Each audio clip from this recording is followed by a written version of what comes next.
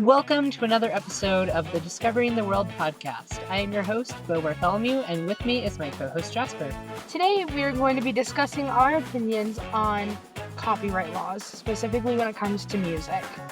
So, first of all, I'm going to talk about my opinions because my opinions are very in-depth and detailed, and I have a lot of them.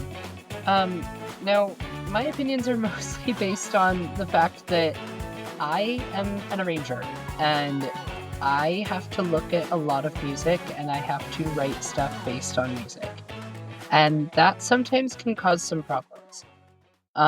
Especially because it is really difficult for me to get access to arrangements or find a rhythm if I'm struggling with a rhythm if I can't purchase something. Like I can't afford a $30 copy of some music if like if I can't. And then it's really illegal for me to look up a PDF, but I end up doing it a lot because I need to find that one rhythm, or I really like that one harmony and I want to transfer it from one song to another.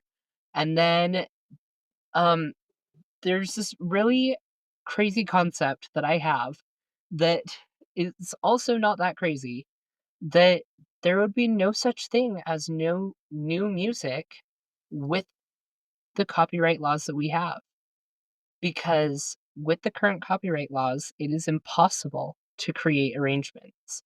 It is impossible to create new songs because they're just so strict about you cannot do you have to get permission from the person who created the song, and then you have to get permission from the person who published the song, and then you have to get permission from the person who is distributing the song to create an arrangement. And that's really hard. And so that's half the time that's not even for if you're just performing the piece or if you're just selling the piece.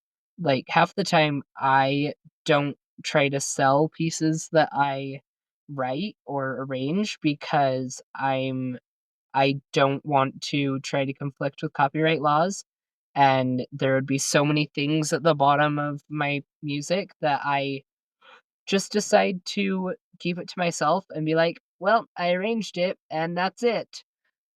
So, copyright laws are fun. And that's about it from my side.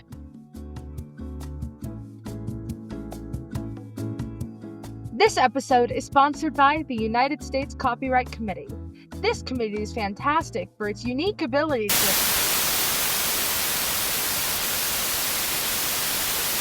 Thank you to the Copyright Committee for sponsoring this video. Episode, yep.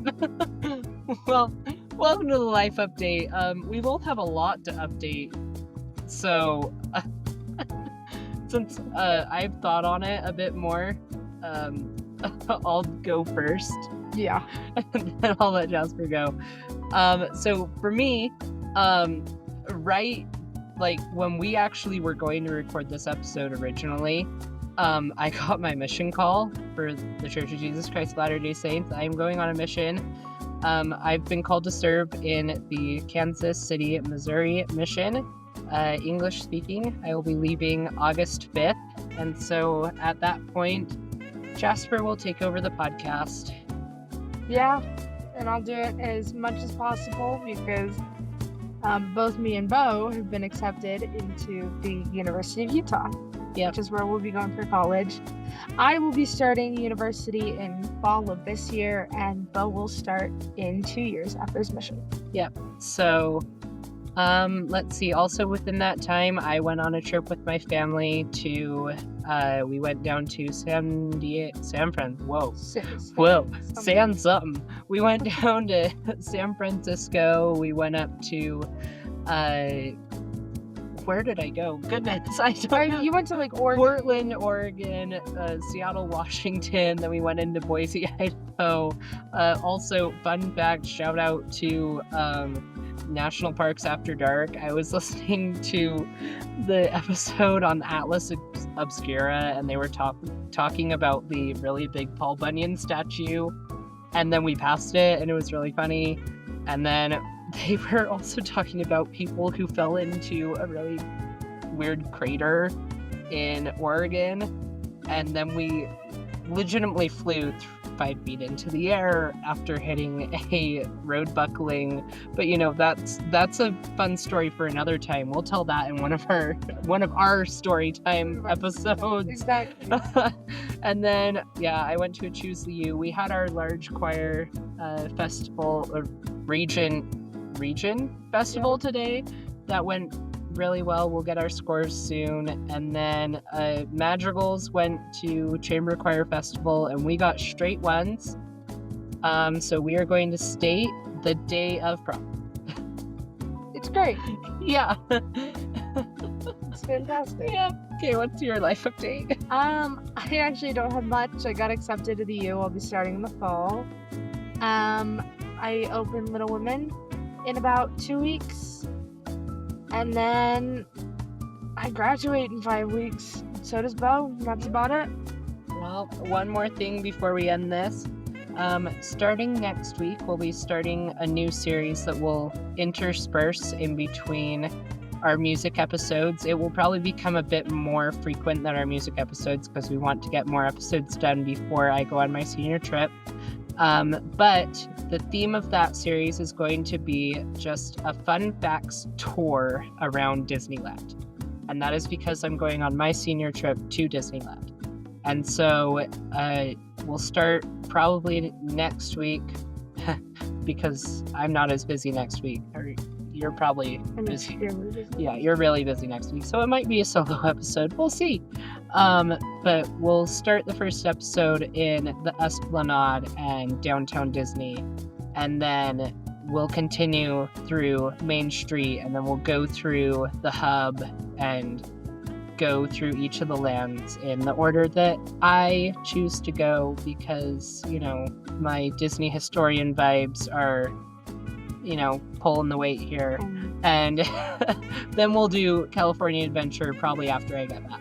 But yeah, so that really is the podcast's life update. But yeah. And that concludes the life update.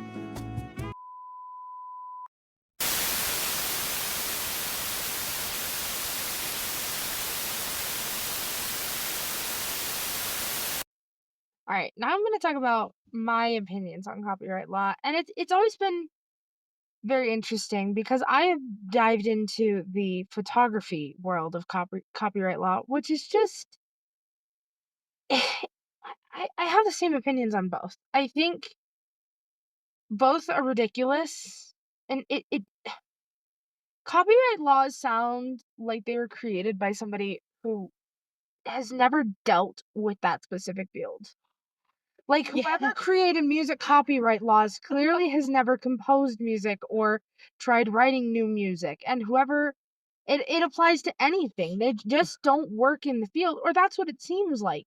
And it's like, if you have worked in the field, I don't understand why they make these laws, because it just becomes so incredibly hard to create new music, to create new anything, because truly, it can be argued that everything is taken from somewhere. Yeah. Like, I've seen people compare Michael Jackson songs to a snippet of, like, Beethoven. And they'll be like, oh, he took it from this. And it's like 3 notes that are exactly the same.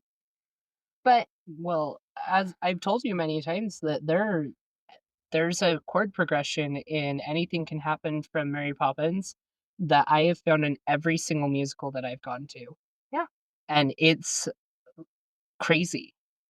When it comes to musicals, it's very structured. No matter how different, as musicals may sound semi-different, they're all very similar in structure. And, rock music, it'll sound different, you'll have different guitar riffs, but the likelihood of something sounding similar to another thing is so incredibly high. And music copyright laws just make everything so much harder, and I truly think they are an unnecessary,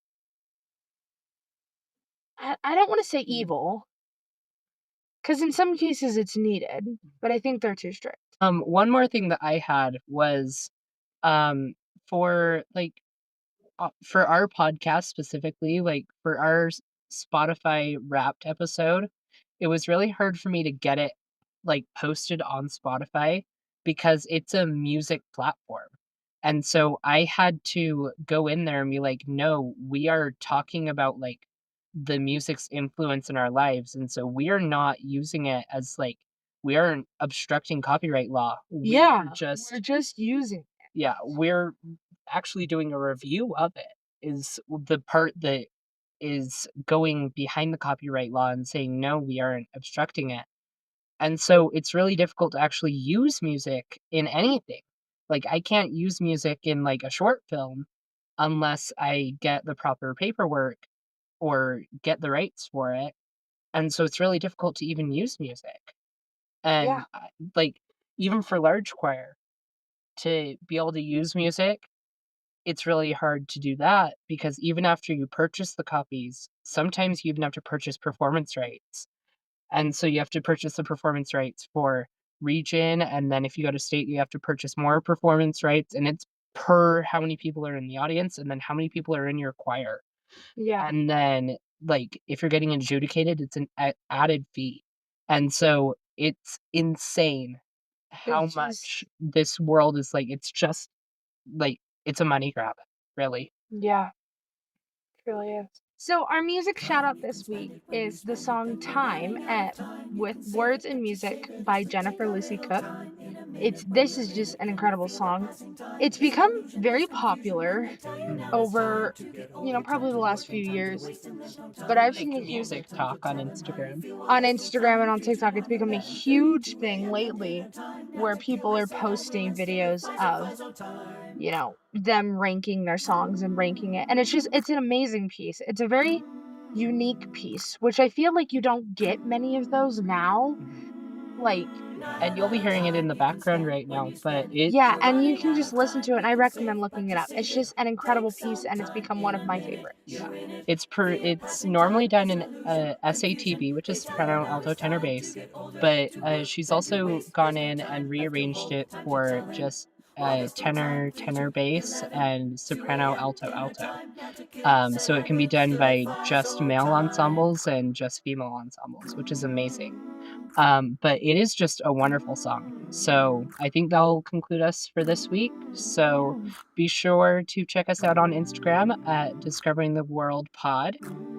And check us out on our website at discoveringtheworld.org. I always forget if it's discoveringtheworldpod.org or discoveringtheworld.org. Yeah, but it's just discoveringtheworld.org. And we'll see you next time.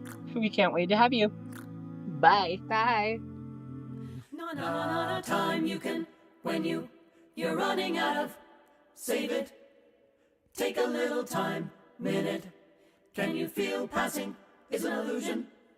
They tell you to get older, work, waste, there's no. Hold her, tell him, feel there's time.